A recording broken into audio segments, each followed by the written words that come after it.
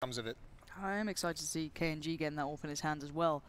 The guy has been making some headway recently. I think it was against Mousesports on this map. He really tore him apart. So see if he has a chance later on. This could certainly help towards it if he builds up some funds, but only one to be claimed from this, and Body is going to have success with that Galil. Yeah, but Apex is going to be happy. Gets the dink and it's traded off. And now this is really nice. You can see these lurkers are really terrorizing this defense, dropping into open positions. They can slow things down now. They have a minute. It's a 3-on-2 situation. They can just pause and be patient and wait for these pushes because Henny's on the flank. That's something that if they're waiting for, if they're cognizant of it, they can really, really punish. Yeah, and Shox is in that awkward predicament. It's like, well, I'm here, but how much can I secure for my team? Because Henny's pretty much out of this for him. He can't really herd him together, but can he have some Body get complacent on the way out if they try and back towards B, go all the way around through, the halls? This could be a problem, but Shox is actually going all the way around. He's checking all that way. He's got to have a sense that something's not right, that someone wasn't there that should have been, and I think God. Kenny's about to fall here, and that'll give it up. That'll give up the Henny flank. What does G2 do from here? Time as well, 20 seconds?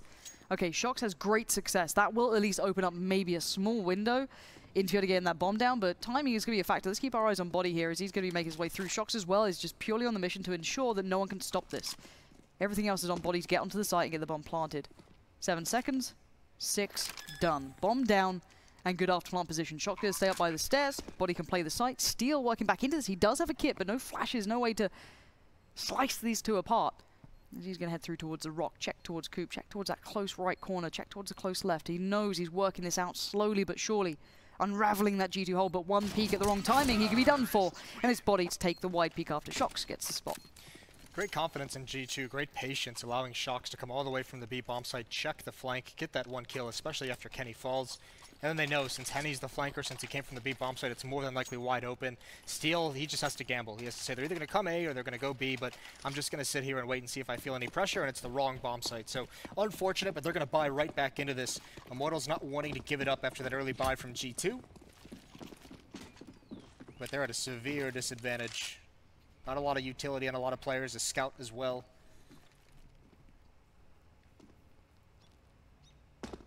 No, this does become a little bit trickier, doesn't it, if you're Immortals?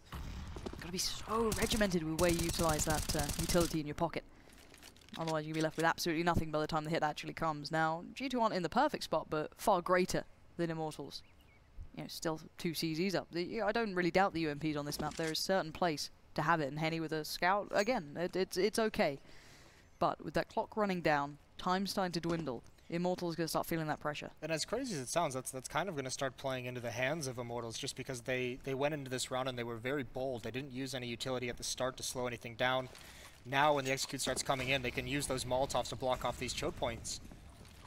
Nothing coming in yet, though.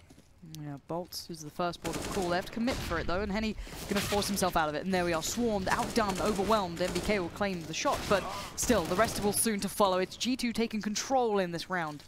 And so little chance of a play back here for Immortals. Yeah, unfortunately, the Molotov on KNG and some of the utility, the smoke on Lucas, all at the other side of the map. So they couldn't use those over towards the B bomb site when the flashes did come in. So it's just a clean sweep. Really nicely done from G2. And these remaining 2 players from Immortals just have to save these weapons. Hope that G2 gets over-aggressive, gives away an AK-47 at the end. Flash as well. Not going to have it, are you? Kenny, going to get away with that one. And now Lucas, a mile away, praying for exits or anything, just maybe looking to keep hold of that UMP by this point. Yeah, certainly. I mean, G2's not going to overextend. They want to build up some of the money early on, so no need to risk that. That flashbang at the end there is a nice touch. Sometimes you can just clear that, say, we'll just have the trade ready, but that flashbang really, really secures it easily. So it's going to be all tied up 2-2, and with that investment, Immortals, doubt they upgrade anything, doubt they go for any kind of weaponry upgrade whatsoever. No, I am looking forward to seeing Immortals with the AWP down the line. Again, KNG is someone that I can't overlook at the moment. And then you've got Henny as well. So it's you're 2 very, very powerful players who have the potential to really provide a lot throughout the later games. And it's good to point out as well that Henny with the AWP as well, frequently we've seen him be very up and down. We often joke and talk about the fact that he only seems to show up at IM Katowice. He was stellar at the major qualifier, so he's finally, it seems like he's starting to get a little bit of a feel, a little bit more consistency to him. A good stack from Immortals, at least in this. No SMGs on the G2 side to go free farming, so again, you want to keep hold of these guns. You don't want to let this one fall away. I do like the position from Bolt. It is checked on quite consistently these days, but Lucas maybe going to try and pull some of the attention there, and it will be Steel to find body. For the rest of G2, starting to mount the attack. There's one man just dancing around on that site, trying to keep himself in this one, but Steel's not going to have much luck. And we're down to 2 USPs, so not expecting to see that sort of config play that we saw not too long ago in that SK game. Yeah, no, nothing like that coming whatsoever. Down very low as well. So it's going to be 3-2, and the question becomes how much reliance is Immortals going to have on the AWPs in this next round? Are they going to be able to get them out? If they do, it's going to be a little bit low in utility. They're not going to have the nades, maybe missing some armor. But regardless, we've seen them want to go to that pretty early on in a lot of their different games. This is a good start from G2. We've seen that previous round is just pretty fast-paced, knowing there's not going to be a whole lot of utility, not a whole lot of dangerous weaponry out. The round previous, knowing the force buy coming, slow and calculated execute. Kenny's clearing all of his corners. Clinical. G2 is up. Good stuff all in all. G2 got a nice bit of bank behind them as well now. Starting to feel out the game, keeping Immortals pretty humble in this. Even after that little bit of a back and forth between the rounds and a good start for Immortals, it's G2 starting to claim back those reins. And we do see that ult with Kenny S. Something that, you know, the return to the classic Kenny S is a phrase that's certainly been bandied around, but always exciting to watch. No ops on the CT side as well, so Kenny, free reign, although he probably doesn't know it. Holding this angle likely, or normally an alt peek out towards mid. Nothing to punish there, though. NBK gets aggressive at the right moment. Steel almost gets caught out, but that's going to give drop zone control over to G2. Important piece of map control gained by the Terrorist side. And he's up next. He's not even paying attention. That's a massive miscommunication. Apex is just so happy with that free kill. There's only one more player in this B bomb site. Apex is going to get him, too. This is too much ground. Give it up to him, and he's really making him pay for it, isn't he? Yeah, MBK covered the drop, I guess, with the Galil slightly, but even just the call that, hey, I don't have drop control right now, they could push. There was no awareness from the Immortals. That's a huge oversight. Yeah, that really is, and that's very strange. That had to have been something that was called out, and maybe Henny just doesn't hear it. Maybe it just doesn't click into his brain that he's completely exposed from behind. Just very, very curious. And the tough part is, I mean, as we talked about during the last match a little bit, Immortals just a very emotional team, very momentum-based team. Steel talked a lot at the major qualifier about how when everything's going well, communication is going great. It's when they struggle, when they have some bad rounds, and everyone's feeling a little bit down about it, that's when communication really, really gets punished. A desperate attempt to keep hold of these 2 rifles. KNG's put up a good fight, 2 kills for him, trying to defend this. Lucas as well, but as you can see, G2 are closing in, see if they can get these guns away, but only Shox really committing up this. Not probably going to have much of a shot at it. No, Shox was close, but no cigar, so the guns do remain. Apex loves this round. He turns this corner as just so astounded to see no pressure. There's no one there either. It's like, all right, I'll just keep. Oh, nice. I mean, Bolts has no idea either, because it's like, the call from Henny is like, oh, one's out drop. What the hell? And then Bolts just has no idea that he's already at Fountain, or already at Statue, excuse me. Yep, just collapses. Yeah. One small mistake. You don't like seeing it, genuinely. It's frustrating, you can imagine, but, communication is key, and it's a phrase for a reason at this point. Maybe just not aware, too kind of tunnel visioned in towards what you're doing, and now a very attentive hold towards drop, but with minimal amounts. Bolt is on a deagle, you got a CZ with Steel, Henny as well on the deagle, but the rest, they did retain those rifles, so maybe a fight could be made here, but so far G2 really bringing a lot to this one, but Bolt's already going to find body. That's a bit of a surprise, but KNG as well wants it on the action to boost up towards drop. Nice from him. MBK falls, left scratching his head how they weren't aware of that after having such great success down drop before. And again, Apex looking to reply. He's desperate to try and make up the odds here, try and turn the favor back towards G2 in this round, but that Molly's only just going to push him out and allow maybe a chance to take down Henny there, but there's the reply. KNG wants this round, and he's going to do so much for it. Yeah, this is brilliant from KNG, keeping up the aggression, going for the fight as well. Shox has nothing to do. He's completely blind as well. Finally, Lucas comes in, but that's really well done from Immortals to get back on the scoreboard as well. When you have so little, when you only have 2 rifles, you want those riflers to be the ones that initiate contact. You want them to be making the first moves. It's awesome that Bolts gets the first kill with the deagle, but then boosting up KNG when the span subsides, and he's able to find NBK through just as the smoke kind of dissipates there. And then continuing with the flank. So back at it, and finally Henny's got the AWP. 8th round in. Then he gets that weapon in his hands. Here's the peek. Aggressive down this B hallway. He's got to be careful with it, though. There's a stack, and he goes back for the peek. That's the kind of Henny we know. Doesn't get punished this time, but we have seen it happen. Slightly scary, isn't it, when you do that sort of thing? So Squeaky bum time. Sees the double stack, and he's like, "Yep, I'll go right back into it." But Immortal's going to try and keep control of the pace here, not allow G2 to try and build up their own, but it's a different look here for G2 as well. Eyeing up towards A this time. Shock still taking his time by B, ensuring they're not going on that quick play around the back, gather all that information, but Lucas and KNG will be put to the test here. KNG already going to play out by Danger, smoke out towards long. There are 3 players there, bearing in mind. Maybe 4 soon if Body decides to join them. But the smoke's going to really force KNG to be careful as to where he commits. Going to force himself back down towards middle. He does have a bit of play there. No, Lucas is actually going to take over on long. So again, this falls to KNG now to try and keep under wraps. He's got some backup, and if it is going to be a hit towards Lucas, then KNG can come back up those stairs and really support it and really be a backstab. This is a dangerous situation, very tenuous route at the moment. Could go either way. It all depends on this hallway attack. Shock's trying to make something happen over towards B. He's pulling a rotation away. There's the peek. They're not looking. It is a good trade. KNG, though, he has the bomb. They have got to clear him out. Flashbang out, but he's not ready. He can't recover in time. No, just a little too quick there was Apex. Bombs back into the hand, but look at the time, 17 seconds. You've got to be almost clean to the site here, but Henny's not going to allow that to happen. Kenny S already goes. A quick molly comes out. 10 seconds now, and there's still Steel waiting. Oh my word, what a play from Apex, being able to even take the time to do that. And now the bomb will be planted, and we're into 2v2. It suddenly will become possible. What looked like a very rare situation being turned is now somewhat looking like G2 could have this one. Shock still alive, sitting relatively pretty on 71 HP. Bolts and Henny having to play back into this and no kits available. Oh, this is brutal. Apex is going for a long flank as well down to mid. He's got to get there quickly because Shocks can't do this on his own. Bolts is going to be the first one up, and Henny still hasn't moved. They still think he's in the site. Oh, what a shot!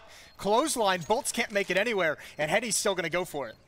You've got to do something incredible here, Henny, and there's the first step in the right direction, but time is ticking, and he doesn't have much left of it. He's going for the fight. He's hoping for the best, but the best isn't always enough, as he has to back away as the time just ran out on him. But he did at least find the 2 kills. What a round from Apex. That is so dirty, even clearing that back corner as well.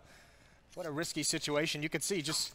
Yeah, Seal doesn't need to peek there. I mean, I think that's the big thing. Doesn't need to slide out that way, especially because if you just hide, he's got to clear it so wide that someone at balcony can punish him. But, I mean, still an incredible shot considering you're only at, what, 10 HP, I think, in that round? He was red. But dirty, dirty performance from Apex. Double ops. KNG and Henny bring those out. Finally, we get to see him. I know you're excited. Look, KNG's already having a good game on the rifles, so... Yeah. Show me a little something here with that AWP, and I will be very pleased. Kenny not going to have the opportunity to be on on one this time, sadly for him, but maybe down the line we get a bit of that. But Lucas as well on the rifle, playing a bit of a deeper angle on long. Got a smoke to hinder anything. He feels that pressure again. Those Shock's going to find bolts. That's an issue, but it's traded out well. So again, they don't have to worry too much about B just yet. KNG doesn't fully rotate, pulls himself back out towards A. Is really playing a very similar style to Olaf Meister that we saw on this map when Fnatic was at their best. Either way, mid-pressure coming up, and the spam through the smoke is going to open things up. Yeah, Kenny not going to let you get away with that, is he, Lucas? Now KNG, you better be ready, and he misses the shot and just gets completely bulldozed out of the sight. There's Henny, though. There's one AWP turning up for at least Immortals at this point, and ooh, that looked close, but that tree just sinks that bullet in. Now, again, desperate to get these frags, and he goes flying. Ragdoll effects always just look perfect, don't they? But G2, again, even with the backs to the wall, he gets a little bit tense, he gets a little bit dicey. Individually, they are certainly delivering. Yeah, and I mean, part of it as well is the fact that you can see what makes Henny such a dangerous opera, the firing speed on this. Right here. But coming back for more right below him as well. He's just so quick. Apex caught out in the open. Beautiful, beautiful stuff, but still, I mean, this A defense is really getting abused at the moment, and the tough part is Immortals now just all on pistols. They're out of money with that double op purchase. That was a bit of desperation. Pushing forward now, you can see Apex jumping up, trying to help out NBK. It's not needed, and this is just a clean sweep. And Immortals, you had to have known what you're walking into if you're playing Cobble against these guys, right? Even if you feel confident yourself in this map, it's tough. Are you okay there, Henny? Oh, hello. All right. He's actually done good damage. Yeah, He's been he dueling really long range against like Kenny and AK-47s. Finally gets a kill. Kenny and Apex are a little bit cautious now. I mean, all they have to do is run over towards the B bomb site and it's round over. No chance of Henny really winning this one, but putting him on notice perhaps a little bit. Yeah. It's always nice as well if you just manage to find one and you don't just get completely wiped out, but Henny's on the hunt. Apex is 14 HP. He's gotten them all so low, just can't finish off any of these kills. Oh, if you can get... Did they take the rifle away, though? I guess they hit it, or they just... Oh, well. Hello? Eddie. Oh, bless him. you feel for him, right? It's just one of those, like, I'm trying everything here. I'm giving it a good go, but I know I can't do anything about the round. So, 7-3 is your scoreline. And Immortals, you know, again, these rounds have been close, but just not able to grind out those last couple of rounds. Yeah, and Immortals just on such a tough economic situation at the moment. I mean, look at this utility. It's going to run out so quick. We saw previously a round they could have won if they had had kits. And now they've none this round. Henny has no armor on that AWP. Aim punch can be very, very difficult to handle. This is where sometimes you start seeing people make too many plays. And actually, it shocks that time, but a good trade. It all kind of gets nullified, doesn't it? If you trade out effectively, it's not the end of the world. Now, Lucas does find Apex this time. So, finally a man advantage. That was going to be a free kill for one of them. If Apex just looks up to his left, Lucas has, like, no belief that that play is going to happen. There's a dink onto MBK. Tried to pre-fire it. He's ready for this again, but can't get the kill. KNG getting aggressive. Kenny's turn with the Tech 9, and Henny adds in one more. And there's the cleanup. Switch it to the double op setup. This time it is for free. Or no, they didn't go for it. I think he did. There was like 2 guns on top of it. I think he might have just picked up the wrong one. Couldn't get it in time. Yeah, I think he agrees. Less than pleased. That's very frustrating for him. That could have been a beautiful addition. Hadn't really been able to get going with that AWP just yet. Henny's certainly starting to perform a little more, but got to be a little annoying. But Immortals, okay, clean enough round as well. Even better for them and their money.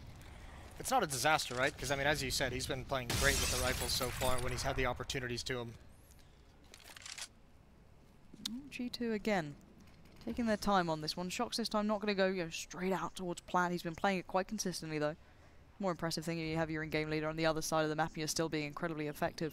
But KNG and Lucas might be put to the test again. Bomb's not committed anywhere, though. It's still left at the T side of middle, so no one's really eyeing up a quicker play here. We're down to a minute almost already, so MBK can be a real nuisance in towards drop. He can drop down there anytime he wants, just slow down Bolts or Henny on the play, or maybe try and make it for himself. Plenty of opportunity left.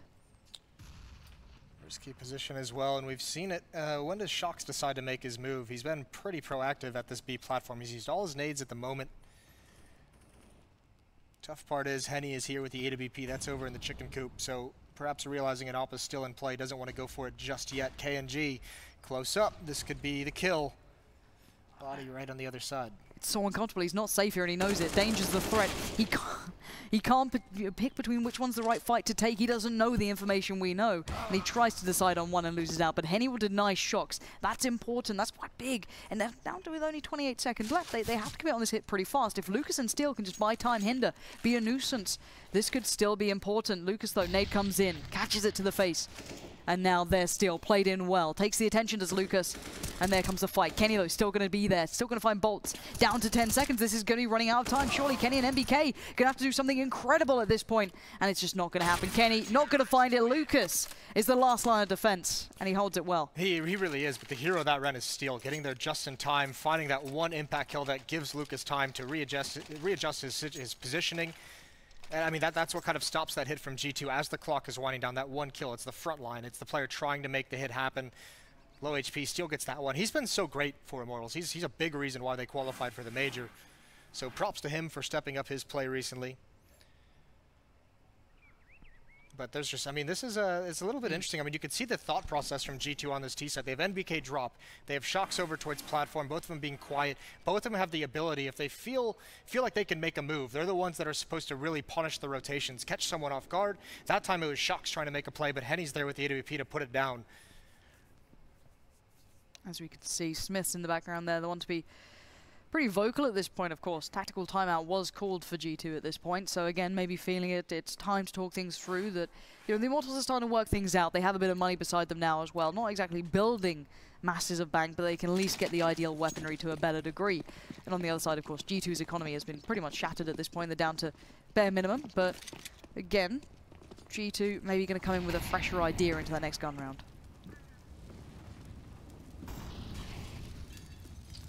They're going to need it. This double op setup is back and running. would love to get some kills. They had such a stranglehold in the economy. They've lost that now. Here comes the hit. But 2 players on each side of drop zone. This shouldn't do a whole lot. Bolt's going to put in the smoke as well, try and make it uncomfortable, but it's going to go right on through. Apex leading the charge, and Kenny S is going to get in on it as well. Henny now feels a little bit of pressure, left, right, and well, now about center, but that USPS is digging him out of some severe trouble, but it's down to 2v2. We have an AWP in Kenny S's hands, and we know what can happen when this begins. And now, does he expect it? Does he predict it? He doesn't need to. He spots it out, and now playing with time, toying with Lucas, but the bomb isn't even planted yet. Yeah, no, it's going to book it over towards the A bomb site. This is going to be such a difficult... Lucas is reading it. Yeah, I mean, he did get the read. He saw Kenny jump off. He knows this is the likeliest play. He's not going to get there in time to stop the plant, but Kenny with that off, he's going to have so many different opportunities to find this kill if they're aware that Lucas could have read this so early, and I don't think they are quite yet. And it depends on who spots out who here, but Lucas has made it pretty close. Yeah, now the spot comes in, so Kenny can start adjusting for it. But uncomfortable positioning, but he might have the angle here. But you can see the pre-aim from Lucas was right, but Kenny S just doesn't miss those, does he? No, he doesn't at all. And I mean, that's opened up with one perfect flash frame from G2 just to get that opening kill. And from there, it's just a brawl. But what a round from Kenny S. 4 kills for him in it. That's really, really nice. And it just felt like, despite some of the pressure that was put on, despite that flashbang, Immortals had players in positions to stop it. Some of the spray was a little bit sloppy, not able to get as many kills. And those pistols just go to work. The mobility on them, Immortals just couldn't handle it. 8-5. And that really, really hurts this great performance that Immortals has had to kind of get back into this match. Yeah, they have had to put, really laboring over this, as Lucas does at least connect a little bit towards Apex there, but he will provide that first opener for them. Start gaining that long control. Smoke comes out. KNG going to try and post himself up there as well, as Apex continues to charge through.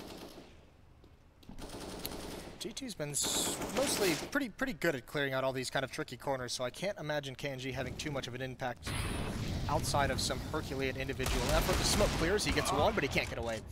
Kenny S is right there for the trade.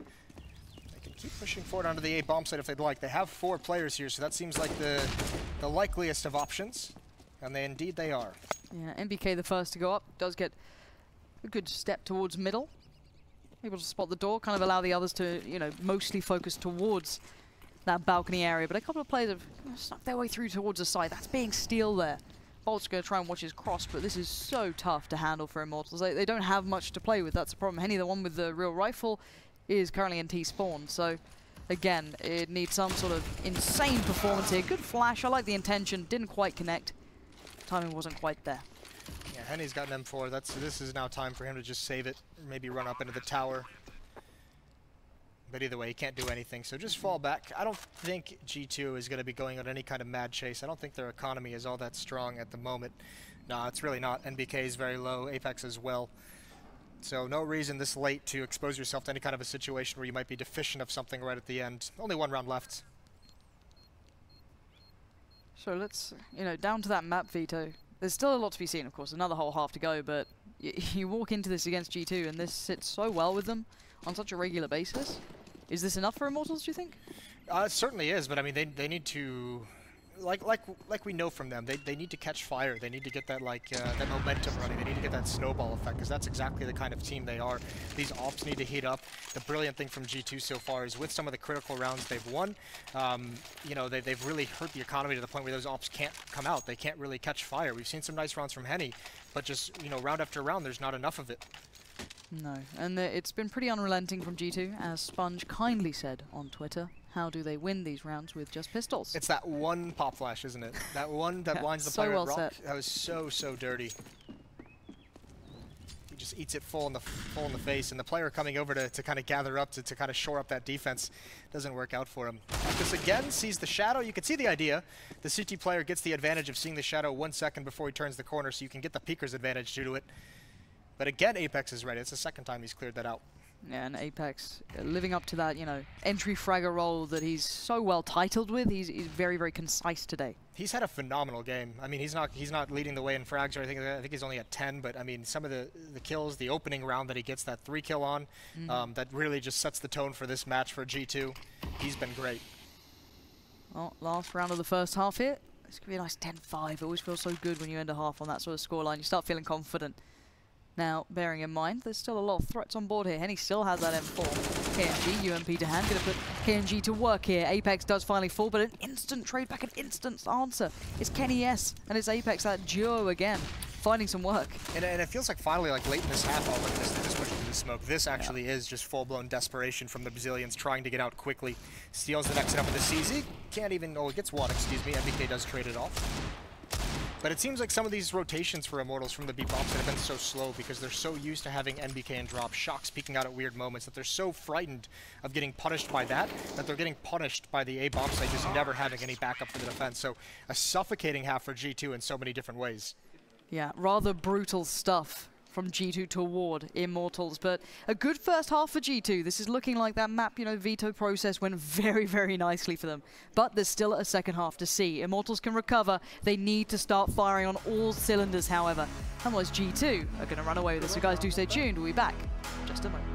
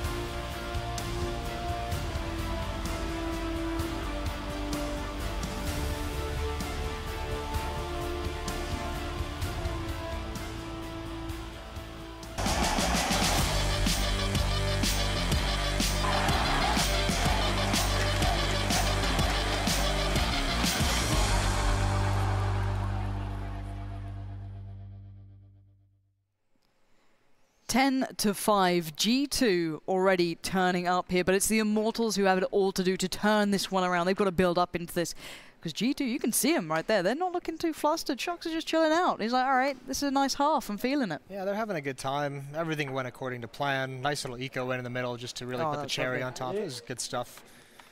Yeah, they're very pleased. Double fist pump. Fist bump. Fist bump. It's a bump, not a pump. Depends who you talk to, Moses. Yeah. Right, off that topic. We do have the Immortals with a plan in mind. Mollies, smokes, flashes. Show me what you've got here, Immortals, because I want to be impressed. I want to believe that you can make something out of this T-side. But Body might have another plan. Information gathered, job done, back away, call for support, and see who gets there. Yeah, look at the rotation. It's already on the way. It seems like he might have called perhaps a rush with how convincing this rotation is. 4 players here for G2. This is going to be dangerous. Smoke's out. Here it comes. But everyone's in the right places on the CT side, and there's the opening headshot from Body. Yeah, Body not to be called out here, and Apex is in a good position towards Speedway. But alright, still going to break through towards one side of this, and KNG going to find one as well. And he's working his way right round that smoke, trying to find any opportunity. And there it is, okay. If he clears out this one on site, oh, he's got a possibility. He can find this 1v1. He needs to land a clean shot. He does. No bullets left. He goes on the reload. He makes it away. How has this happened? It's the 1v1, and KNG, you've got to feel is large and in charge. 5 bullets in the clip, but it's Shox to land it in the end and keeps things building. Yeah, that's huge, and you can see it. Got to be a great boon. Shox known to be one of the biggest clutchers we have in the history of the game. That's quite nice, and actually a very good defense. I mean, G2, you can see when these smokes come out, they know that they have enough bodies here, but they actually push and wrap around. Like, KNG's allowed an avenue to get these kills right around that, but it's because G2 pushed forward through the smokes to really clear out all the platform pressure they were feeling, and then they kind of turned their attention to the one player who still survived. All right, Tech9 rush. Yeah, it is. Straight down drop we go. CZ in Henny's hands. That's a brilliant connection, though. Shox gets absolutely shredded. What on earth? What year is this? CZs are doing this sort of thing? All right, fair enough. This is a perfect hit towards B thus far. 2 players to play retake, and you blink and you miss it. Well, all right then. That time... What can you actually say, Lauren? Nah. Not a whole lot, can you? I mean, part of it is it's different from the round that G2 comes down drop and just like there's a massive miscommunication where the players are spotted and Apex still just gets a free kill and Henny boosted up. That time, I don't think G2 even had anyone in drop zone. They didn't see it. They heard the footsteps, but it just felt like Shox didn't get the information quick enough due to that blistering speed. So props to Immortals, just throwing caution to the wind, getting into the attack mode, and they find kills at long range, and they just crack open that bomb site. That's very, very sick. We all know that rushing B is always the answer. Maybe rushing drop is now added to that list as well. But 4 players here already tendering towards that B plateau for the Immortals boys. A couple of flashes, modding to be put to play. And pistols on the other side. We've seen what G2 can do with that on the T side. If they can replicate that on the CT side, you know you're going to be worried. Body would love a flashbang from a teammate. It's not going to come in though. There's the opening battle, and he loses it. Shox still waiting. No Molotov to clear him out as well, but it's a 4-on-4 as Kenny gets a kill from the rock position. He's going to go for more spots. The head, there it is. That's sick, and Shox with one more. G2 on the verge of turning this. It's ridiculous, isn't it? Steal now. Oh my god, heads are rolling, and it's Kenny S. So deadly. Down to 2 now. Kenny S and Apex finding Henny is the main plan here, and Kenny wants it all. He's got 4 kills. Of course he does. What an animal. Oh, Lauren, that is so sick. That is so incredible. Kenny even just chasing down the kill. Doesn't need to peek. Might even be advised to be like the bad decision, but he's just like, all right, I've already gotten 3. I'm feeling it. The Deagle's on fire, and he adds a 4th to it. What a dirty, dirty round. Spicy, spicy man. Dirty girl. Would you look at it? Are we just going to go through a list of the all whole these list? That was sensational. Can you believe it? We all miss Tosspot. I just like the opportunity to say Tosspot on air, if I'm completely honest. Great name, isn't it? It is beautiful. I wonder how he can like, that's the name I want to be known as. I'm pretty sure his older relative had a name of the week thing, and that was the name of that week. I might be wrong. Feel free to correct me. But for now, we've had a little bit of a slower, more, cautious start from Immortals. Don't blame him. You've just had your limbs torn off by Kenny S. So I too would take a couple of seconds to try and, put yourself back together. Yeah, that's got to be a kick in the gut, doesn't it? Either way, Immortals wounded, not quite dead yet. They've got 4 AK-47s. The tough part for them is they're just not really that great on utility. They only have 1 smoke to utilize. That's on KNG. And they've pretty much, because of that, they've got to just group up there. I mean, there's a lurk on the other side of the map. That's going to be Bolts. He's waiting to see if there's going to be any push, any aggression. And actually, there's a chance here because Apex is pretty much the only one. Kenny just rotated in. Dangerous stuff, and he spots him underneath the smoke just as it starts to clear, but another one pops up. God, these two are so dependent on each other, Apex and Kenny. Where do you watch? Where do you look? You've got pressure on middle. They have to succeed on all fronts. And the walking wounded, the Immortals surely should be able to break through on this one, but no! Somehow Kenny and Apex are still doing this. Apex finding Bolts and KNG. It's a disaster for the Immortals side. They're locked in on Long. They have no step towards the site. They're fighting their way out, but it's an uphill struggle. Yeah, so much pressure as the time is dwindling down. Lucas, you've got to find something. And actually, no one from G2 is giving it. They have a flank coming in, so they're waiting for that to come to fruition. That's going to set up a crossfire. Now they make their move, but Body just executes. Henny, Lucas is the last one left, and he's getting taken out from behind. That's such a difficult round for Immortals because This smoke is in that choke point towards long A this whole time. Those mid players feel like they have to make the play, but it's so disjointed. You can see Apex, he's completely exposed from behind him, but no one's coming through that smoke. If that call is being made and there's teammates fighting on the other side of it, if you're a long A player, you have to get through that smoke and support him. You have to get that kill quicker. He shouldn't be able to get two there. Oh, frustrating matchup, I can imagine, for Immortals. Now, down to the pistols. I just don't see the play happening out of this one. They did do very well before doing this sort of thing, that fast drop play over the Tech 9s and CZs, but MBK! Alright, we haven't given you much attention, Nathan, I'm sorry. So why not do that? Why not run up plat? Why not just make it hurt even more? He's adding, you know, insult to injury. MBK's putting in a lot of work into this game recently. I know when we first arrived here, when we landed and got to the hotel, you know, we came in, had rehearsals, went back, and at like 7 p.m. at night, MBK was just getting on a shuttle to come in and do some deathmatching. I think he was the only one of his team to do that, so big props to him. Obviously, it's showing here. The thing is as well, when this lineup first came around, when they first, you know, made the two French teams, right, when they split up and reshuffled things around, I remember speaking to MBK about, you know, how he's going to fit into this new team, how it's feeling in practice, you know, what's going on. And I remember him saying, you know, I've finally been allowed more room to work. I've been playing essentially a support role for so long, you know, I haven't been allowed the chance to be able to do these sort of things, and now finally he's starting to get more active into certain roles. He's not purely kind of pushed into that. So for him, it's probably good for him to get that mentality back, because let's remember, MBK used to be someone who has star power. Yeah, he was the big guy in the very games, you know, in 2013, 2014. And I mean, the cool thing is we just saw a nuke match the other day where he was actually lurking. That was at the qualifier where he's like a lurker on nuke. So he's getting a lot of chance to test the different skill sets that he's bringing into this team. Either way, big advantage right now for G2. Henny's going to get aggressive through the double doors. He's the only one here, and he's going to fall to Kenny. Holding the angle, caution to the wind, not watching his back whatsoever. Now it's all down to this B hit. 3 players here for G2, though. And Shock's so close on this too. He hasn't been forced to back away. There's no mollies really to force him out of it either. So again, you're going to have to just take that dry fight, and Body's holding a nice angle to supplement it as well if he keeps controlling this. The drop play has begun though, with Lucas and Steel in this position. It'll mean that MBK has to respond. Kenny S is coming over. But awkward, a little bit disjointed it feels from the Immortals so far. If they do get that punch through though towards the plateau, they could actually make something of this. But Kenny is now here, Steel trying to find him on the way through, but Steel will succeed, finally. A little bit of something happens for them. Steel's unleashed, 2 big kills, but there's the instant response from G2, and it's merely an even situation. Yeah, Steel, so much impact. Here's KNG getting aggressive as well, and he's going to win that fight. Lucas grabs Apex as well. The battle continues, and it's all down to Steel coming out drop, being aggressive, finding the necessary kills to open things up for his teammates. That's so well done. And a dicey situation as well. Man disadvantage, 7-14. Plenty of money on the CT side. Going to get a shotgun on Apex. Got Double P90. setup. What's that? P90. Does Henny maybe think they're saving, or does he just want to go crazy and just like never stop running? Could just bang it down drop. Yeah, that's one way. JW did it with the sword off. Henny, He's no! No, who is blocking? You hate to see it. It actually didn't take that much damage, to be fair. That could have been so much worse. Imagine you're like fully flash being blocked and you're just like, this is my idea of hell. Yeah, you can imagine the panic as well in his voice.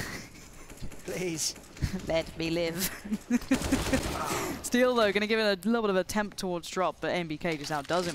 Upgrade to the AK. Feels good about it. No other threats coming through there. And while this happens, you're down to 3 players, and he's still left with that damn P90.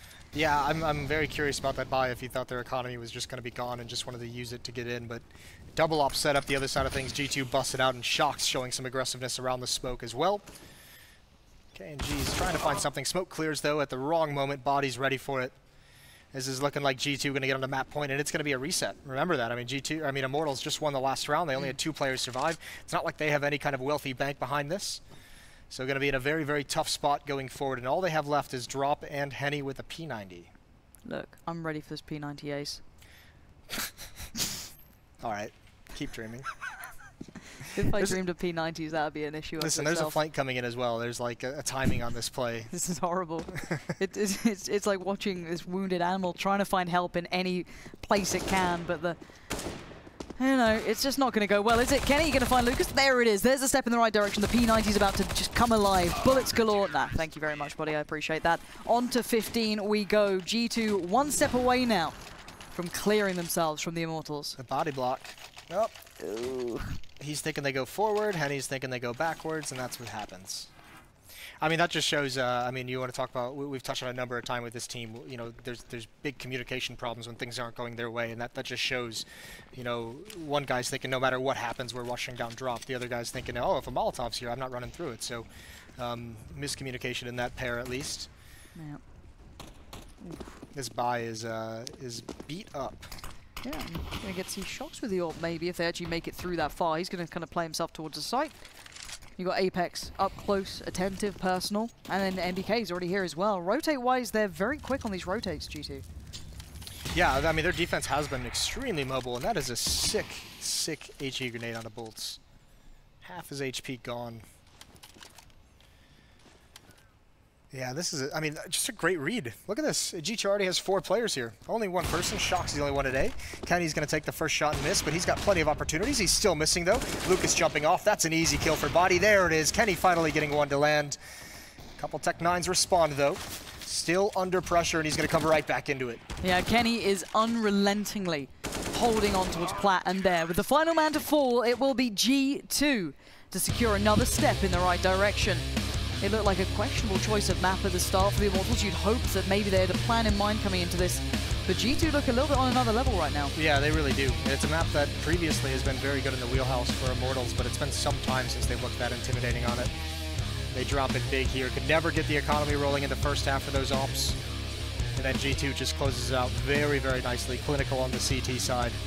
Well, you've got to say, it's all good signs for G2 so far, at least in this tournament here.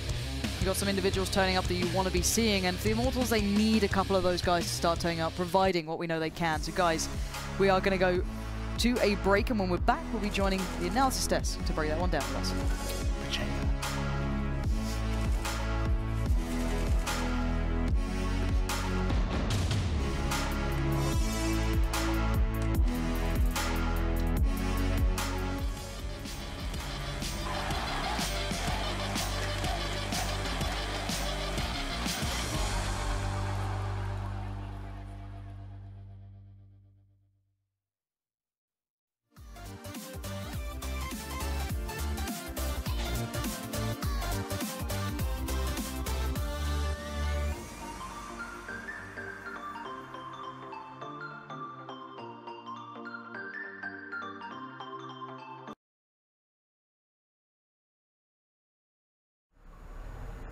This is my face. I gotta drive through traffic. A lot of traffic. Because it's Golden Week. That's just, I guess, apparently what you gotta deal with. Man.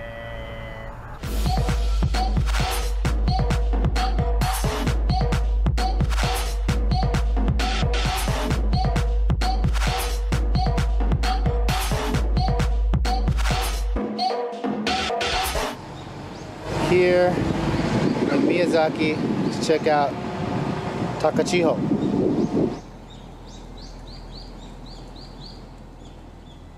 After a 3.5-hour drive from Fukuoka, I finally arrived at a place that I've wanted to visit for a long time. This was my first time traveling to Miyazaki, but I'd always been captivated by stories people had told me about how unique the landscape was, even for Kyushu. The Takachiho Gorge is located in relatively close proximity to Mount Aso. Lava from Aso helped form the volcanic basalt rock that was carved into sharp 100-meter-high cliffs by the Gokase River. There are 2 ways to view the cliffs and Manai Waterfall. The first is to rent a boat to get an up-close view of the columns. But during Golden Week, the area was packed with visitors, and the 4-hour wait time was longer than the drive to get there. This was enough to encourage me to go for option 2, but not until I had enjoyed an amazing dango.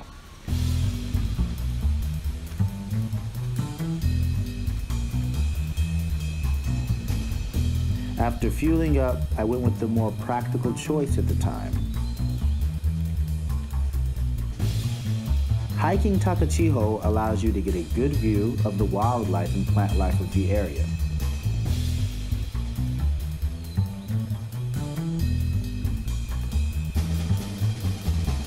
The sounds of water rushing over rocks accentuates a truly gorgeous environment.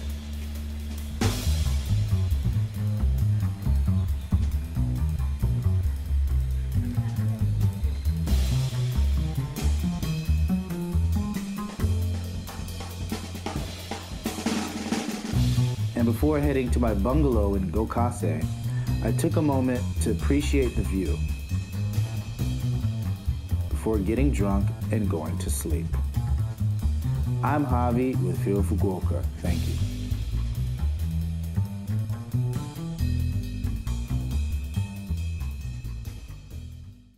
You said commanding of the economy by the. Yeah, so what I mean by that is we had a quick little chat about that back in the green room, and you said that Nathan said, that's a lot of hearsay, that they like to go for that third round buy, right? Which is something which you're not really known for, and they like to bring out the AKs and the Galils because you know you're going to be taking a lot on a lot of UMPs and low buy CTs, and they tend to win that one like a lot of the time, and that gives you a really good stronghold on the economy. And from there they had a lot of pivotal rounds where maybe Immortals won one, but they won it right back, reset them, put them in a hard time, and then that eco win where they just pop flashed out a drop. And what was your tweet exactly? I don't know. How do they win these? I'm so confused by it all. So from a logical standpoint, let's just quickly just try and get ahead around it. Logical standpoint, you win them what? 5% of the time the enemy messes up? It's not like just 5% of the time. If you have a good plan for it, you can win more than that. Depends on the map, depends on the opposition. So for the philosophy behind it is obviously probably going to stay on SMGs. They think you're going to double eco because you don't have a plant, and then you can buy and surprise them in some battles with the AKs. The thing is, like, the logic against it is, why do you take a risk so early on? If you lose that round, then you have to eco, then they're 4-0 up and have a lot of economy and have the ops and everything. But, their G2's philosophy is, yes, but if we break them there, then we've like really broken them, and then we have control of the game for at least a couple of rounds. So in general, I disagree with it, but with G2, because of how often they make it work, you can't really blame them for it. Well, it helps if they like to win big. It does make a lot of sense, a decision like that. Now, I want to return to the Kenny discussion just for a moment, because there is a lot of highlights we can throw in your face here. He is looking to be in full retro Kenny mode. It doesn't matter if it's even the AWP, the Deagle as well. This was a spectacular round. This was the round that basically, I mean, I don't want to say won them the game. They had the previous Apex round in the first half, and then this one happened like later on. That's where, they just got ecoed by Immortals and they ecoed them back, and that's where you feel like, this is the GG for Immortals. This is the G2, though, that you need to know and love, because they're brawlers, right? They want to make these rounds as close and competitive as possible. They've kind of moved their force buy, right? Yeah. Especially on those T-sides. It's going, okay, well, we're not going to force fire on that second one. We're going to make it on the third now, but they're still happy to do it on the CT side. They still want to take it to you early and really put a lot of pressure on you, especially when they have the lead. It feels like they just want to keep it and make it as drastic as possible.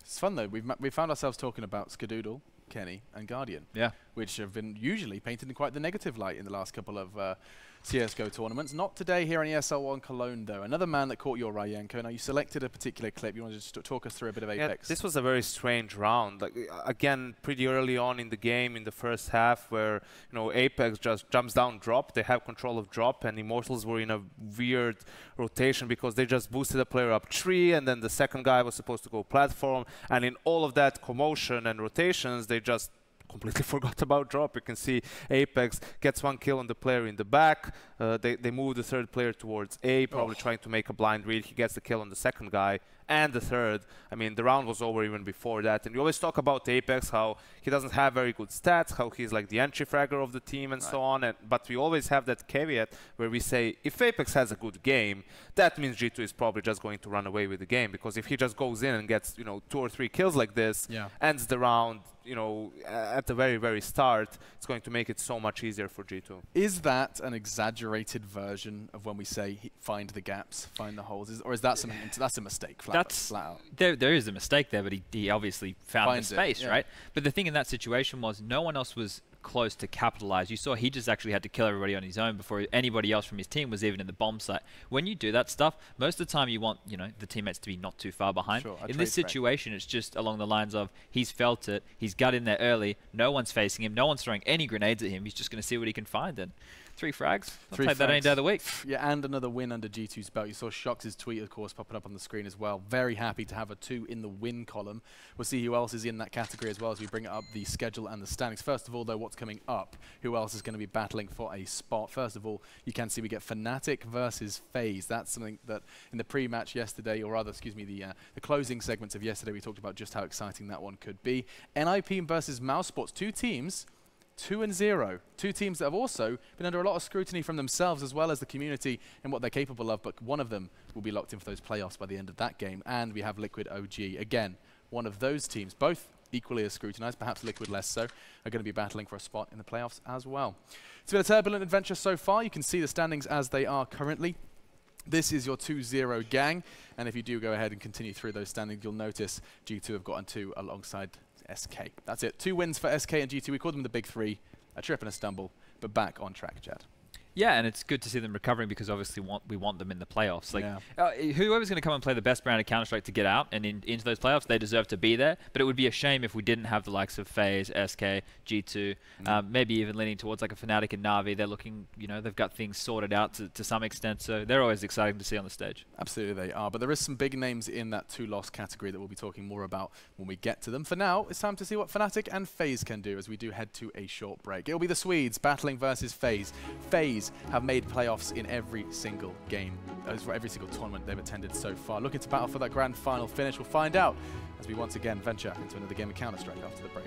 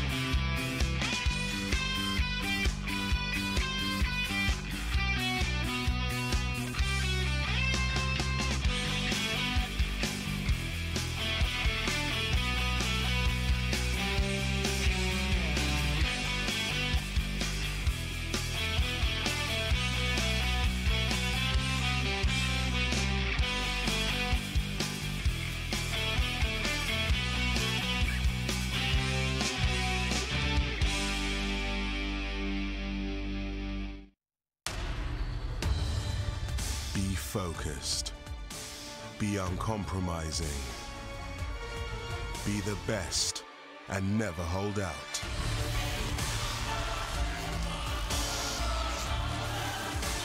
Pick your event. Place your bet. No matter who you are or what you're here for, it's our passion that unites us. Betway, for the love of the game. It's what you've been waiting for. These guys are on top of the world, and it's all done! Astralis win it! IEM champions, it's Astralis. They want the trophy, and they've got it! NIP!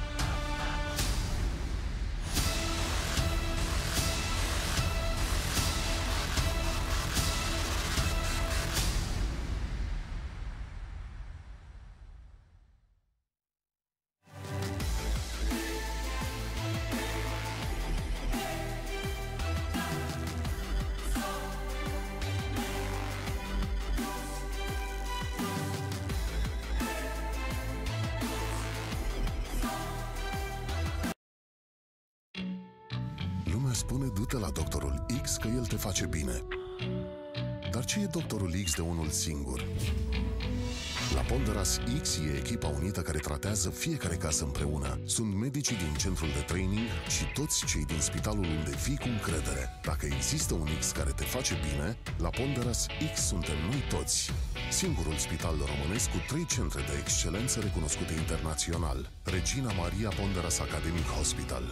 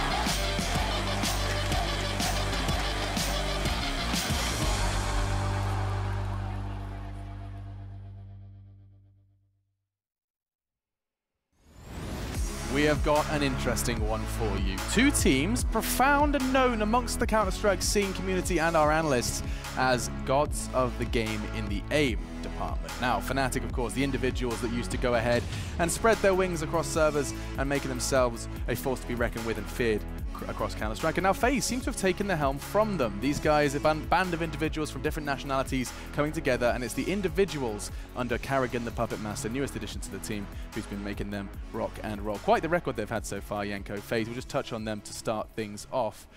We get to see these boys grand final every single event since Nico joined.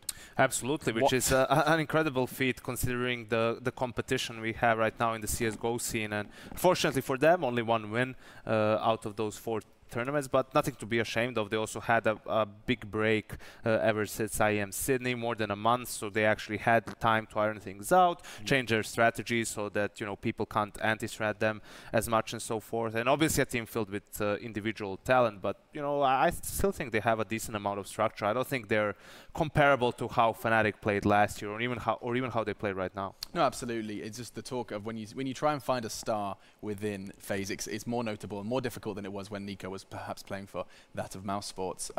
We can go ahead and bring it up though. Fnatic are going to be our primary focus here.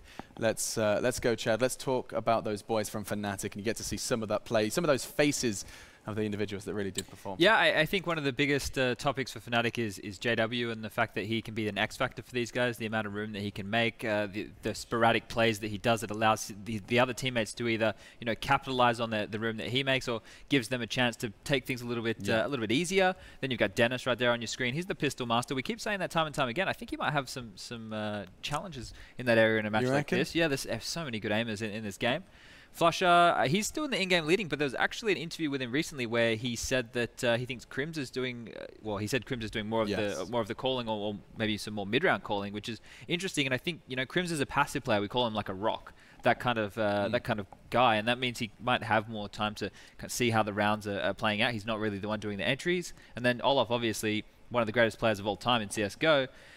He just is a playmaker that I guess he can only be compared with the other greats, you know, and maybe Nico on the other side of the server is one. Now, it's just an interesting observation actually from Freiburg when we were talking about the teams attending just in the green room or ahead of time. One of his observations about Fnatic kind of caught me off guard. He suggested, you know, this is open to both of you, that a lot of Fnatic's success hinges on JW, and that his presence on the server, when he is playing well, he is the primary factor that enables the freedom for those names you've just mentioned to really kind of blow up. What do you make of that, Yanko? I agree. It's him and Olaf who are the biggest playmakers, but JW, you know, with his insane moves, sometimes he really brings a lot of disarray into the enemy team and a lot of frustration, and that's kind of, he's the initial aggressor, so to speak, and then Olaf capitalizes on that, and then the rest of the team follows up, so to speak. Can I get a Counter-Strike definition from you? Sorry, Chad, do make a definition? Point. Yeah, just when we talk about making space, okay, what are we referring to? So it really just depends on what situation we're talking about, right? Yeah. But if we're talking about like an entry fragger on an execute making space, we're talking about somebody who will be jumping out with the flashes to make room for his teammates and clearing space for them to be able to come out and take those longer duels or find entry frags off the information that that player gives. If we're talking about someone who makes space because of sporadic plays, we're talking about someone who is doing something maybe not within the confines of a strategy, a little bit more random, maybe using his instincts. And what that means is when he pushes in and he finds some information or a frag, it means that his teammates can capitalize on that information mid-round, and they can also go and take space, and then you can get the dominoes to fall and the round will just slide into place. He basically draws attention to himself, right? He focuses the enemy team to deal with him, and that gives more space creator, right? Gives more space to his teammates to do their own thing. And ironically, exactly what Adam said, he was like, well, when we played in NIP, we just focused on shutting a JW down, which, whilst he's aware of it, Olaf is around as well. So I'm very excited to see how this one shapes up. I didn't quite catch those Betway odds, but that's, of course,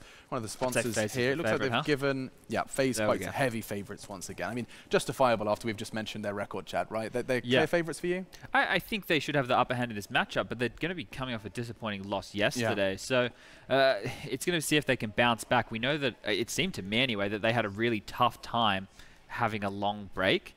So today, you know, it's not that they've had a long break, it's they're just starting much later in the day. I hope that they come in with better energy, because Fnatic, they looked hot in their second match versus Heroic, I think it was. And FaZe deflated, absolutely. Yeah, that mouse loss perhaps knocked them for 6, especially, was it 9-0 that start? I think everyone watching that over on Nuke. Yeah, Nico had -1 and 7, something ridiculous but Mouse was like still that. 9-0 up. Yeah, and Mouse was dominating at the beginning of that game. FaZe started mounting a comeback, but it wasn't quite enough, and it was maybe complacency a little bit. I agree with Chad as well that it was, you know, being tired or whatever. Those are all, you know, you need to be prepared to play the game, obviously. But I think FaZe now are going to be much more up for the task. Let's do it. Let's find out if we get to see Nuke in this veto. No. Likelihood No, is a big resounding no. Fnatic say this is where FaZe has a huge advantage coming into the veto. Their map pool is much wider, so FaZe has the luxury of even, you know, they can ban Inferno. Cobble is the one map they don't play.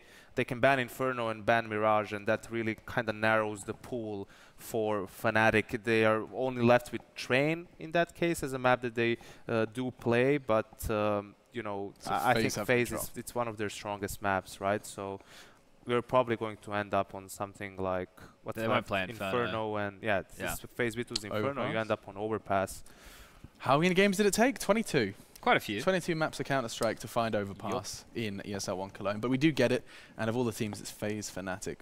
We did get to see that incredible surprise win. Let's not forget, Fnatic tweeted after Jönköping, they tweeted, we don't even know our map pool anymore after they 16-6 or something beat SK on Overpass. So they've had results, or at least our result. I don't want to go ahead and start adding S's. Yeah, it seems like a lot of teams don't know their map pool right now, to be fair. I guess they have a feeling what their strengths are. But in this environment, it's kind of the shoe's on the other foot now, because when FaZe first got Carrigan in the team, it was they were able to counter-strike all of their opponents. Now they're the ones who are on the receiving end, and Fnatic, they would definitely have done the homework. They'll be the ones who are going to be going up with the knowledge of how FaZe play, and if they can take advantage and make players like Keo, the rock on B on the CT side, they can make him sweat. They might be able to get some work done on that side of the map. It's just going to be interesting to see their level of preparation in this match. Okay, preparation will be the question mark then. I guess we'll leave it there. From myself, YNK, and Sponge A, we're going to go ahead and throw it over to your casters. I'm sorry, I am Chad. Yeah, you shake your head, and these guys will shake theirs. So once again, throw it over to your casters. In fact, I say throw, I could actually throw something at them. In fact, let's see if I can do this. I got it. Oh, here we go. This is Jason and Pansy. Well. Nailed it. Good job, guys. Let's hope this goes just as smoothly as that delightful throw there, Alex. It was beautiful, wasn't it? That was good. Good form. It's like a butterfly in the wind. What? I don't know. It's just a crumpled piece of paper, right? It just Just all over the place. Sums up all of our feelings right now. Fnatic and FaZe, though, those are two teams I'm excited for. This is actually going to be a great matchup. You know, a lot of teams you have to play against them, coming with the same mentality of having to deal with that very aggressive, aim-heavy style that is so hard to handle. So when these two go at it, you know you're in for a good matchup. Yeah, absolutely. I mean, the skill battle is going to be great. It can be a brawl at times, but this is a little bit more of a tactical map, right? And like this is a map we've seen tactics just win the day. The rotations you can force, the fakes you can throw.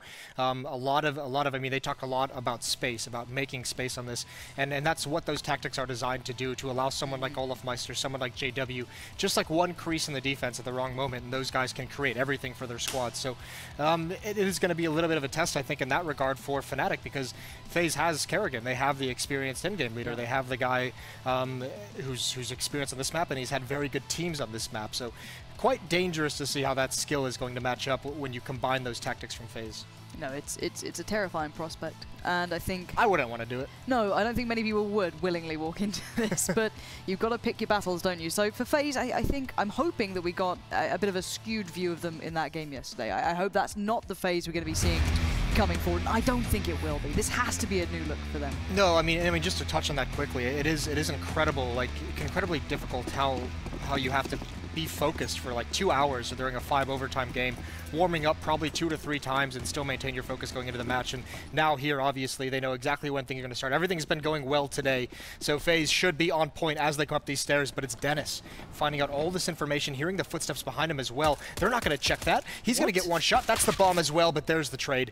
Nico slowly coming up those stairs. Yeah, great trading ability from FaZe. That could have spiraled. You know, Dennis in that spot, that much ability that he has to make it count, that could have been bad. But look at this. They've shown face by A. They instantly turn tail towards B, and they have a great start towards getting it. flusha can maybe hinder a little bit of the cross, but not landing the shots means they have the site, they have the plant, and they got Rain in a good spot as well. Yeah, so quick. FaZe makes that call so convincing. flusha is brought down very low before the reinforcements get here. They're still blocked off by smoke. This is looking increasingly unlikely for FaZe on the retake. They do have a kit, or I mean for Fnatic, excuse me.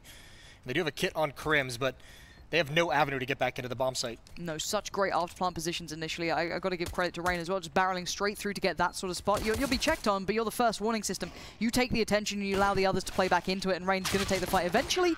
And yeah, he'll do pretty well, and Nico as well, chiming in at the end to get another for himself. But you feel there's a couple of occasions where Fnatic could have maybe done a little more. Then you think that maybe Nico could have maybe found a little bit more. Dennis could have kicked off, excuse me.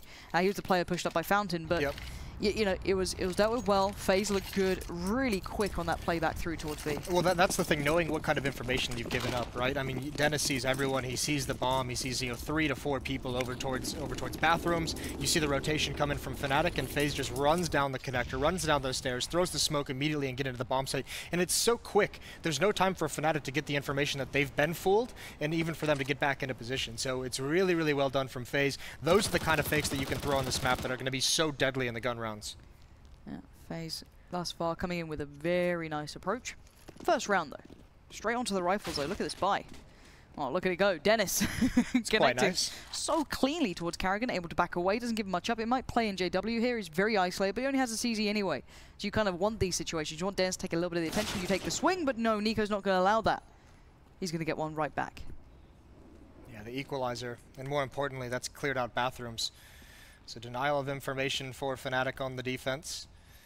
And FaZe have a lot of room to work with, a lot of map control here that they've gained. Although on the other side of the map, Fnatic pushing forward. flusha, he's on the flank. He's already a T-spawn. 2 players at A for Fnatic. That's the best they can hope for at the moment. Yeah, between Dennis and Olafmeister, you're hoping for damage buying time. Allow Crims and flusha to get into good spots for that quick play around the back. That default plant doesn't look so comfortable anymore, but good work from Alu to find Olafmeister there. Going to put Dennis very much alone, being spammed out here, pushed further and further back. But it will be a quick play around the back, and Rain seems aware that that's a very, very likely possibility. So he's the man to take on the challenge, but carefully does it. Man's already got past you by toilets, and they're both aware now. They know what's happening. Alu instantly there to not allow anything to spiral away. Very well played. Yeah, and also great covering. Oh, there's a couple of nice kills from Crims. Down into a 2-on-2. Nico's at 4 HP. That's a huge kill from Keo. If he was to get taken out there, hugely unlikely Nico would be able to do a whole lot. He's playing so passively in bathrooms, and his entire goal here is to just take... Oh my god, that was a nice tap. He can do this. Crims There's nothing stopping him doing this. Nico is so low. He doesn't have a kit, so time is going to be one of those things against him. And yeah, he's realized that. He knows that is too much of a risk. He doesn't know how low Nico is, of course. You can make an assumption that, yeah, okay, we tagged him pretty heavily, but both make it out of this alive. But my word. Costly. Crims. Yeah, incredible shots from him. And I mean, just taking money away. Obviously, at the end, there's not enough time, but this is beautiful with the CZ.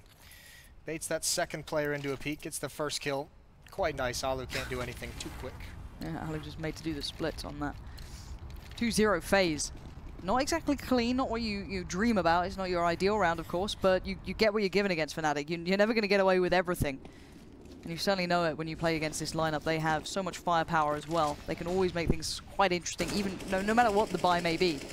Now, this time, a little bit of a lean from FaZe towards B, just purely because they have the underpass positions. They've got a little bit of a play towards Water, and Nico watching the play through Monster, in case anyone tries to make something happen.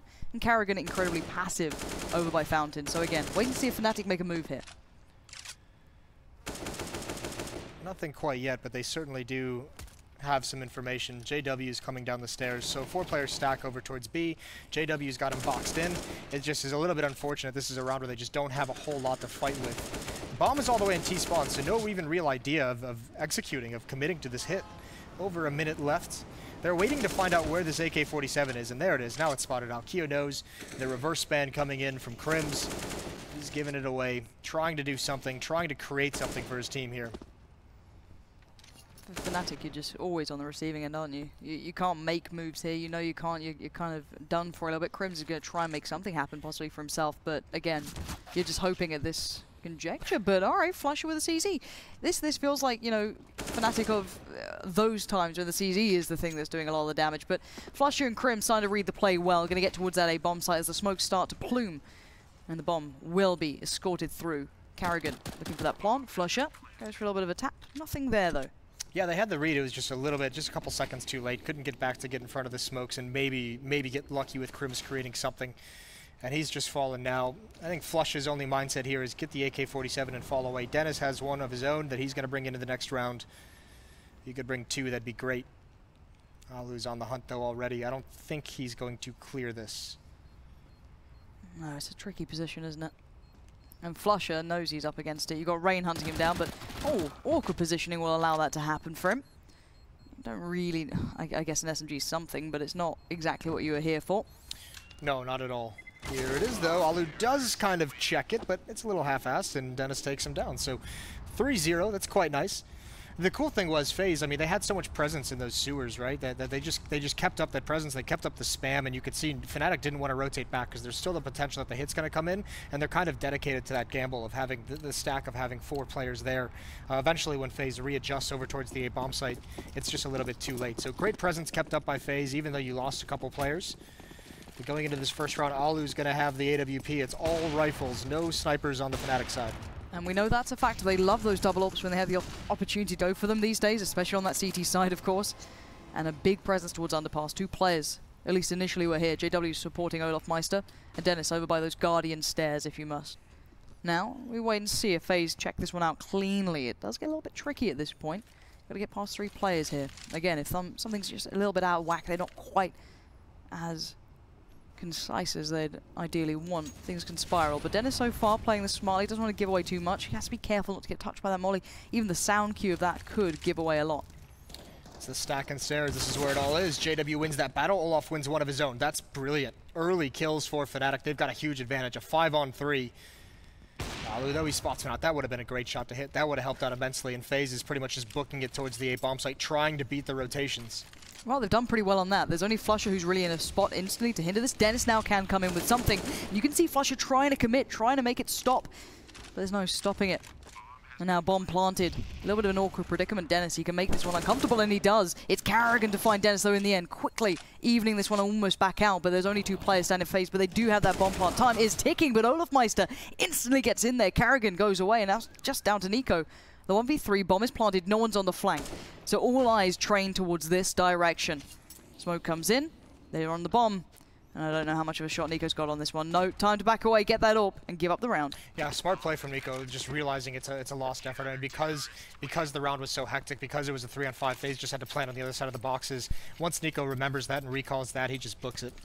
He knows once he misses that one shot, it's just too much to deal with. So 3-1, a good response by Fnatic, a nice aggressive setup in the stairwell. Olaf and JW both getting kills. That kind of seals it from there. Pretty convincing though, like when FaZe in some of these rounds, you think the pistol round, you think that round, when they've encountered any kind of obstruction, when they've encountered any kind of difficulty in it, it's just a very quick response of where they decide to go from there. They're trying to beat the rotations because 2 players being dedicated in stairs, and they saw 1 player in bathrooms. They know there's likely no one in the A bomb site. FaZe fighting hard for this control this time.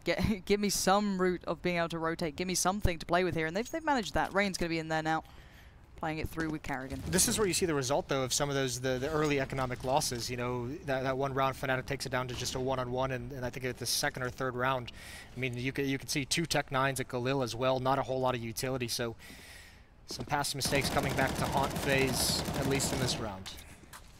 For now, at least. Still a molly or 2, couple of smokes to put up. They can make a piece happen here. 2 players dedicated towards B, 1 on the quick rotate for Fnatic, though. So, again, FaZe testing the waters, making a little bit of noise. Nico getting progress done. Just maintaining presence. It'll be interesting to see if he decides to be a backstabber, if he's going to come meet up with his teammates, and he is going to come meet up. Here comes the execute. Kio's going to lead the way. Yeah, this is worrying. Kio's been given a lot of ground. Great flash to hinder this, though. FaZe slowed down. Fnatic can get the players in the right place to make this one stop, but Flusher in for a bit of a battle here, but keeps himself alive, and it's Crims who can do so much damage here. He knows there's a player surely on boost. No, but Nico comes up with 2 big kills. That's going to open up so many avenues of opportunity, but still, Nico will not relent. He will not stop. That's 3 for him, and already hyper aware that the chance of a flank is pretty likely. So many advantages for Fnatic that round, and Nico's on 4. He could get an ace. What a great round from him. He can win it all, but he's not. He takes the battle in the flames. Dennis in a 1-on-2. This would be a huge round for Fnatic to win, but he can't do it. Nico creates everything for FaZe there over the smoke. Well, all his teammates are bogged down. This is brilliant stuff. Krim's a little over-eager. Yeah, that adjustment on Krim. That is just so dirty, isn't it? Yeah. Well played from Nico. And that's the Nico we were looking for yesterday as well. You know, the guy who went completely missing, very quiet, clearly not a situation he can play well in those sort of atmospheres, very maybe overworked up, you know, whatever it was, it just stopped him being how he can be. And a player of his caliber, I mean, obviously, you rarely see people go -1 and 7, right? It's just not going to happen 2 games in a row, certainly. Big impact for him here early on in this game for FaZe, and he's got the hard reset as well. Perfect. All right. Well, Fnatic, good luck. Historically, these 2 have had very close matchups, bearing in mind. I think overall, Fnatic still might retain a slight advantage over FaZe. Of course, you know, this trails back to a long time before this. And now Nico just padding out the stats. Not quite. Not going to be able to do it all, but that's a gun dropped at least. He got swarmed. That's a little uncomfortable. That flashbang really ate him. So, I mean, nice job from Fnatic. A good strategy when you just have USPs. The double flash forces Nico back, gives him a disadvantage in some of those fights. So many different angles that he had to fight from. Either way, no danger of losing this round. It is an AK-47 on Olaf. He's just going to keep that moving forward. Kerrigan's on the hunt with that MAC-10, and Flusha is going to be sneaky. Awkward range, and yep, that's uncomfortable. That is really awkward. Yeah. Butterflyster, though, at least going to get the rifle for now. I don't see that being a problem just yet. They're going to start closing in on him. There's still some time in this bomb timer for them to take this out of his hands, but he's actually positioning himself very, very nicely, going back towards the A bomb site where Kerrigan's already cleared. So nice job from Olaf to make sure he keeps that AK-47. Overall, though, let's kind of take stock of what we're seeing so far. We haven't seen much of a fight back yet from Fnatic. The money's been pretty much broken every time they've seemed to have a chance.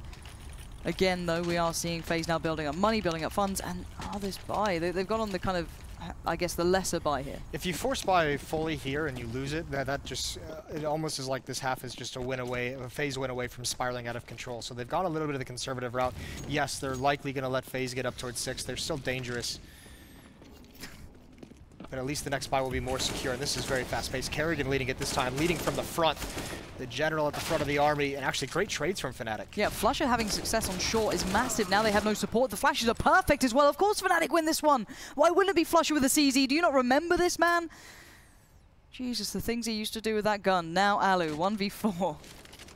Hiding the AWP. He knows what's going to be happening here. Going to try and allow as little to fall into the hands of Fnatic as possible, but it's clutching at straws here for him. Yeah, it really is. He's got a minute to work with, though. If he can find some one-on-ones. The issue is Fnatic's playing this pretty smart at the moment. Everyone's kind of in positions to trade if need be. JW with an AK-47.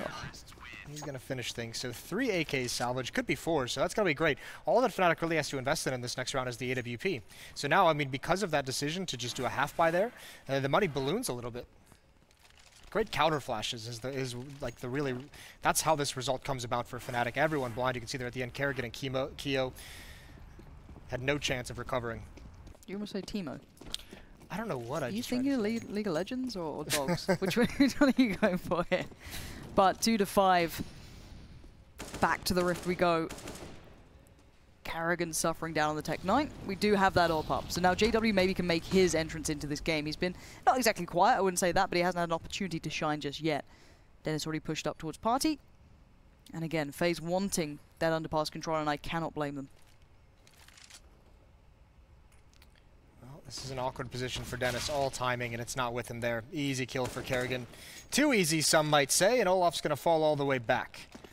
Not quite sure how that came about, but frequently he's got at least a little bit of a cover, or he's bailing out of that kind of a play earlier. So susceptible from too many angles. Yeah, I'm surprised that no one was there with him, maybe to spot stairs or even like an close upper in by. bathrooms or something like yeah, that. because they had Olaf close and they had one on long, so I'm kind of surprised that no one really supported. But again, maybe it was just a bit of a whim, maybe he just hoped, I don't know. But hopes don't get you too far in these situations, so we're going to see what looks like FaZe fall back. This could be a nice piece towards B, as they do have those mollies, those smokes, and it is currently really just Flusher holding this one down. Oh, there's Nico on the other side of the map having impact as well. 1 kill, so that's going to make the defense feel very, very nervous. And here it comes, just dry. No nades whatsoever. Crims isn't ready for it. Neither is Flusher. Actually, Flusher was ready for it. He just gets beat. Sometimes biting the pillow doesn't even help. Tell me about it, Lord. Olaf Meister, your last man standing. He's watched his teammates fall around him. And FaZe, they're making this one look pretty comfortable. Like, that was a nice shot, but Kerrigan was low. But still, I've got to say, FaZe don't look flustered at all. You've seen a couple of rounds by Fnatic. Okay, yeah, the CZs, yeah, that's great, cool. Very nicely done, boys. You know, nice to know that's still with you, but I'm not seeing much of a fight back, even on the buy rounds. It's hard for Fnatic to get a read at the moment, right? Because FaZe, we've seen them do some of those executes towards each of the bomb site, and it almost felt like Fnatic was waiting for that execute over towards B. One player retake, one player flush had just gotten into water, but I mean, FaZe just walk out pre-firing angles. And I mean, from there, it's just not a whole lot you can do. Now they've got Olaf box in. There's no chance he keeps this AK into the next round. Yep, there it goes. Ugh. This is tough to watch. It genuinely is. I genuinely expected a very close game between these two, but the momentum, the control, it all sits very favorably with FaZe at the moment. They've got everything going for them. A decent money, bank starting to build around them as well. Fnatic on the other side, it's constantly scraping it together. JW not on the AWP this time, it's Olaf Meister. Maybe spawn base, maybe not feeling, maybe on how it's going, maybe how they're playing. But it's going to be Olaf Meister playing down Monster. There is a player all the way back as well, but Underpass again is so hard fought for. Flasher this time will come up with it. Rain goes down, but that's a huge amount of investment and a big risk to put that many players that deep into Underpass. Yeah, well, it's worth it. Look how much they've gained all the way under the ladder. FaZe has got to be cognizant of that moving forward. They've got to be aware that that flank can come in, so a very, very dicey situation. Rain even had a pretty good flash. It looked like Flusher was so blind, but he still gets the kill. Just fortunate with the angle, and JW unfortunate behind that smoke as Nico lands a couple shots. Nico's going to chase it down with just a Glock as well, but he can't finish him off. He's still going. He doesn't let go, finds it eventually, hunts him down. And Dennis, a really unfortunate jump there. Yeah, I think that's a good summary. And the damage is being done as well. Flusher, Dennis, Crims all looking a little low, but Dennis is still able to operate for there. Finally overwhelmed. Good trade, though, comes in. And now 3v2, Keo and Alu. And they'll split up here. 45 seconds remaining. Yeah, Alu with the ult, moving up slowly with the bomb. He could find the opening kill. There's going to be an opportunity, but Olaf has one at the top of the stairs. Big duel coming out. Can't see him just yet. Olaf only peeking for the stairwell. It's Crims he's got to worry about. And there's the slow peek. He wins it anyways. It's not instant. And now they've spotted out where the AWP is as well. Alu can get the plant. Keo's just got to cover him. And the smoke is going to go down. Also, Keo checking the flank. This is going to be set up nicely for some post-plant positionings. That smoke is going to allow Olu to get away, but not fast enough. Olaf through the fence. Huge kill. And Keo put into a real tricky situation. Olaf still has a kit as well, but they need to breach this corner. Flusher absolutely bangs him out. Keo didn't have a hope in hell that the fuse could be coming in, and a double AWP to really salvage from that. But throwing our minds back to the very start of that round, a very aggressive start from Fnatic, but it was required. Yeah, it was. They had to get something going. And I mean, the big thing now is the next test. Yes, they just won another round, but they can't get reset here. They simply can't have this entire half be broken up by individual wins and then saving. That'll get too far out of control. And they're at that very similar situation as another gun is bought over by JW to be dropped. They've got nothing. It's a double op setup. 3 players below 500. If they lose this one, Fnatic's in for a very, very rough half. Well, we know what's on the line now. The longevity of this half might bank on this, and it looks like a quicker hit possibly from FaZe, but already olofmeister going to get off to a cracking start here. Crim's forced out of that position, but still operating at such a high level, able to back away as well, even on minimal HP. This is a slaughter, and Fnatic at the helm of it all. Those fast plays towards the B bomb site have not yet worked for FaZe. The only time it worked is on the pistol round when they had a complete fake. So these past 2 times they've tried it, even against CZs, even against Tech 9s, or I mean not Tech 9s, but the upgraded pistols and just flashbangs, it hasn't worked. Fnatic's ready for it. These uppercuts from FaZe have just been ineffective. They need to be very, very careful. I mean, it has worked when they set it up properly, but just straight up rushing B, Fnatic, that's too easy for them. And that's brilliant also because now they build up some money. Now they can take some risks, and you're seeing it. Aggressive towards long. They're going to get a lot of map information. Love the idea as well. Nice double stack down there. JW can back away, not feel too worried about the rest of the members. They can play off each other, and they get a great timing on the flank as well. Perfect adjustment from Dennis. There he is, and there's JW as well. Good confidence builder for them. Yeah, really, really, really good. And another round where they don't lose anyone, so they're set essentially for the rest of this half. They've now clawed themselves back into it. They're going to keep it close. There was an opportunity there for the FaZe to run away with it, but since it's stabilized, Fnatic should be all right. No AWP for Alu as well, so this double op setup is going to be tough to break. Yeah, we saw during, I guess, the online portion of the ESL Pro League when Fnatic went through that big rebuilding phase, essentially, of pulling themselves back together, really starting to come alive in it. The double AWP was something that they consistently went to on that CT side, and it was always so risky, but had such a reward when they finally got it, and they got the stable money. But the underpass players coming in, and FaZe, well, Nico can't really support them too much. Those deep smokes, again, they've been hindered slightly here. That's risky, though. I mean, obviously, there's a lot of ifs involved, but I mean, if someone came through that, or someone, JW isn't holding that angle, so he's completely exposed. A lot of reliance on that smoke in this round. There's a pretty decent nade. Actually, it's great. Rain down to 60. You're seeing Fnatic, now that they've got this double op setup rolling, all of this initial aggression on the defensive side is based around these ops. JW set up with the smoke, Olaf set up to open up door and peer deep into the underpass. Great mental fortitude from Fnatic. After having a bit of a beating for a while, they've really come back in. They're holding their ground here as well. Early aggression, keep FaZe on their toes, don't allow them to get that free map control they've had a good couple of times, and now fall back. They still have utility, they still have the AWPs, they can operate just as well playing from the sites. Yeah, that aggression early on, you could see how far back FaZe is with only 40 seconds left. I mean, they haven't wanted to push up. They have to be very, very cautious, never knowing where the next stack or the next setup is going to be from Fnatic.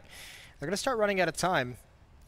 JW and Dennis playing a support situation. Dennis is going to be pretty much alone here, though, and he's pushing forward. Keo's ready for it. A spray battle goes the way of Kiyoshima, and the nade damage is great out towards long, but this is going to be tough with the smokes up to defend with this AWP. Yeah, JW is battening down the hatches. He knows the storm's about to come. But 17 seconds, the nades, the mollies, they're hindering them. They're making this very, very difficult. JW again, smoked out position, flash comes in. 10 seconds now. FaZe might have not, they just don't surely have time for this. Again, JW, trickery through the smoke, and look at the time, 4 seconds, no time for the plant, they know it. It's time to stay alive for Fnatic, and olofmeister does the dance, he comes out on top. And the other 2 remainders from FaZe get away with their lives, but not the round. Yeah, counter nades. Fnatic has really made FaZe feel uncomfortable and a little bit cautious and too scared in that round. Not executing until 16 seconds left on the clock, and all of Fnatic has rotated over. It's too much of a battle to take over that bomb site with that much presence. Really, really nice counter nades from JW. He was harassing them that whole time, that whole way up long. Really, really good job. Despite all the map control, because, I mean, you're right, Fnatic, they have that early aggression, and they all just fell so far back. FaZe just had to be so cautious. Yeah, exactly. We get to see it all. We get to see Yeah. them fall back. You get that beauty of X-Ray, but you're playing against Fnatic, who love to put a player in a really uncomfortable position. Just leave them there, just to be a real nuisance, buy you time. You have to go through every single check on the way. So for FaZe, they kind of had to do that, and then they got stuck at long. So from bad to worse for these guys, it was a very nice start for them, but we've finally got that game we kind of expected on our hands here. Yeah, they're still going to be pretty happy with 6 rounds, even if the half ends like this. I mean, you obviously want more, but 6 isn't anything to slouch at the T side. Benefited that pistol round as well. I mean, that would have been a great kill at the end for Nico if he was able to get that, take the AWP away from Olaf Meister, but instead he falls after the timer. 6-6. AK-47 and AWP on Alu. FaZe bringing some danger into this round, but again, the aggression to set up the AWP play, and this time JW's got someone watching his back as well. Really nice. Beautiful angle as well. Rain gets punished, and now he can back away, adjust for the push, expecting the play to come off the back of it, and Dennis falls back as well. I like this. Not outstaying their welcome, not risking it, not allowing these pistols to have their moment. And Flusher, of course he's there. Why wouldn't he be? Making it even more uncomfortable for them to approach anywhere. Dennis is the next up, and that's easy kill for him. Kerrigan can't get anything done. So AK and AWP still remaining. It's a 2-on-4. Alu and Keo, everything to do here. And Flusha, again, just being a nuisance, really. Seems like they know he's there. He does have a kill, so he's been spotted out, but just being a little bit aggressive, firing some shots, and has still made them so cautious. Yeah, Alu doesn't like the idea of moving up, because as soon as they maybe take a fight with Nico or MAB, you know there could be a flank there, so they have to commit to one of the sides. Now, they're actually going to go towards underpass and try and clear it. Now, already Flush has gone down towards the T side of things. And, oh god, did Keo hear this? He did, but it doesn't matter! Flusher swings out, Keo goes, and now Alu is very isolated, very alone, and has to